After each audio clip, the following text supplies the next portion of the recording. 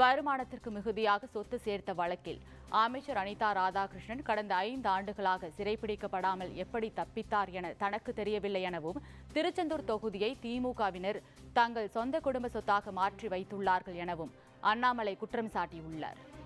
திராவிட முன்னேற்ற கழகத்தினுடைய சட்டமன்றத்தினுடைய உறுப்பினர் அனிதா ராதாகிருஷ்ணன் அவருடைய கூட இருக்கக்கூடிய ஒருவர் குமரி சங்கர் அவர் சொன்னார், அண்ணே எங்க பண்ணையார் சாதாரண ஆள் அல்ல, 4999 கோடி ரூபாய் சம்பாதிச்சு வச்சிருக்கிறார்.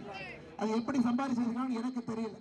மக்களுடைய வரி பணம், மக்கள் கஷ்டப்பட்ட வேலை செய்து சம்பாதிக்கக்கூடிய பணம் யாரும் எந்தையும் கேட்காம இத்தனை காலமாக கொள்ளையடித்து வைத்திருக்கின்றார்கள். அதை கேட்பதற்கு கூட ஆள் இல்லை. ஏற்கனவே சொன்னது போல பல வழக்குகள் இருந்தும் கூட எல்லா இடத்திலும் கூட தப்பித்துக் கொண்டிருக்கின்றார்கள். அருமை சொந்தங்களை, இன்னைக்கு தமிழகத்தில் நீங்கள் எல்லாம் பார்த்துக் கொண்டிருக்கின்றீர்கள். ஒரு பக்கம் அனைத்து இந்திய அண்ணா திராவிட முன்னேற்ற கழகம் தலைமையிலான தேசிய ஜனநாயக கூட்டணி, ஒரு பக்கம் நாம் இரும்பு கோட்டையாக உங்கள் முன்பு நின்று கொண்டிருக்கின்றோம். தமிழகத்தில் ஆட்சி மாற்றத்தை ஏற்படுத்தணும், திராவிட முன்னேற்ற கழகத்தை ஆட்சியிலிருந்து